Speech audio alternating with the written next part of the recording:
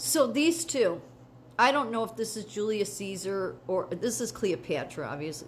I don't know if this is Mark Antony or Julius Caesar. It doesn't matter, okay?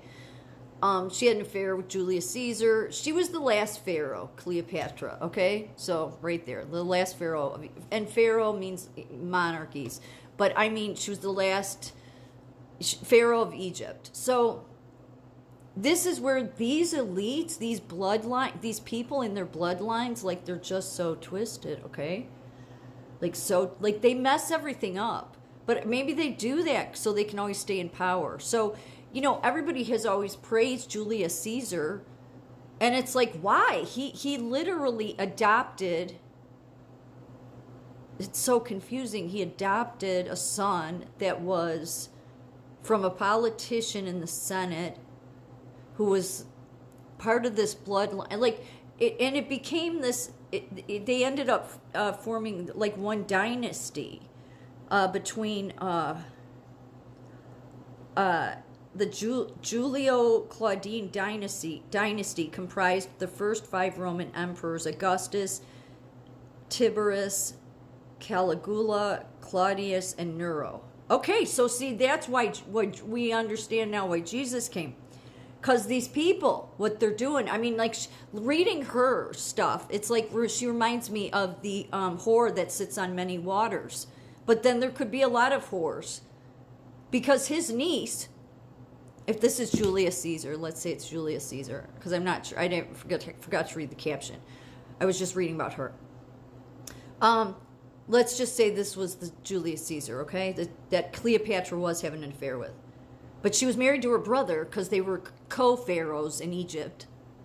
But so he adopted, and I'm saying this because Augustus Caesar, who was after he was killed, went on to be Caesar that took the Roman Republic into the Roman Empire. But it was an adopted son of his, but like maybe half bloodline. But it was this Augustus, who was really named Octavia, and he did this because he didn't have any heirs. So like that's a mistake. Just because you make it an heir of yours doesn't mean it's gonna, like, even if Julius Caesar, even if people want to say he was a good leader, maybe he was, but he, part of the problem is these two were having an affair because she wanted power. She wanted to be strictly the heading up Egypt, and she couldn't get that. And she was really good at making friends with people high up like that, just so they can all merge this power, really. Like, so reading her, she all I could think is what it says in Revelations, the whore that sits on many waters. But really, his niece really could be seen as a whore that sits on many waters, even though everybody says she was so upright, but I'm just not so sure how true that is, okay? I mean, really, like, I'll get to this in a minute. This is just be glad you're not an elite, because these people are insane. I swear they're insane with their bloodlines. And anyway, this gets so confusing. So this is believed to be Atia, and she was the niece of Julius Caesar and the mother of Augustus, okay? So Julius Caesar, who I showed he would be the uncle to her, but she was the mother of Augustus, who he adopted, who went on to become the king of Rome and take it into the Roman Empire after he was killed. Julius Caesar was killed. So Atia Balba, that's who this is, Caesonia, was the niece of Julius Caesar and the mother of Augustus, while Cleopatra VII was the last ruler of the Ptolemaic dynasty in Egypt. And she was known for her relationship, which was the last picture, with Julius Caesar and Mark Antony. Both women played significant roles in the political landscape of ancient Rome and Egypt during their time. So what really seems like what happened here, why Jesus really wasn't interested in the government, because he knew all these elites were just, no good.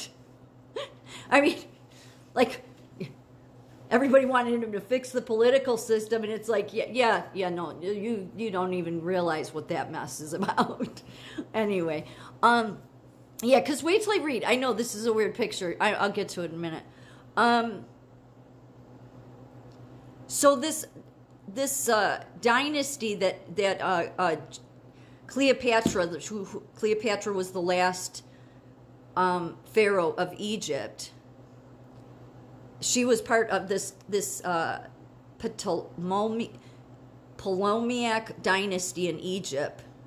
So what it really goes back to is both. It seems like both Rome, like I don't know why everybody has some fascination like Rome was such a great empire to live in, or even the Republic. No, I don't think so, because even the leaders just don't seem like everybody that wants to praise some of these people. It's like, yeah, maybe, but really, let's face it, Julius Caesar shouldn't have adopted his.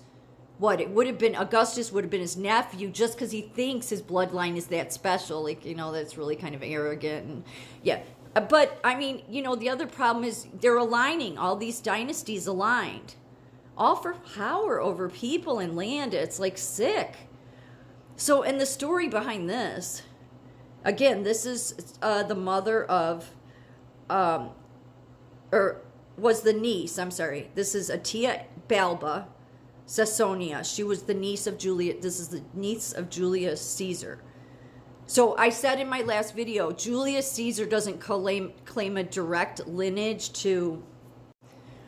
So Julius Caesar was not directly from the family of Romulus, but he belongs to the genes of Julia, which claim descendants from Lullus, basically going back to Athens. And I've said for 4 years now, to me, all those Greek gods, they were some of the people that left their proper place of dwelling.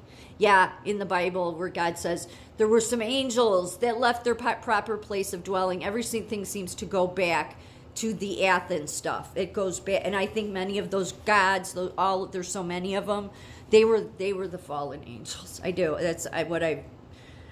So Julius Caesar didn't claim direct descendancy, but had genes from Julia, which claimed to be a descendant from all of that. Okay, so then that gets into all this, like mixing of the genes.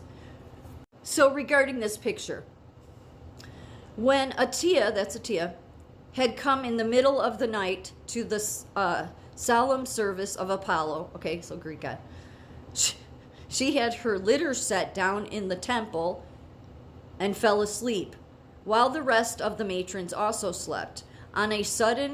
All of a sudden, a serpent glided up to her and shortly went away.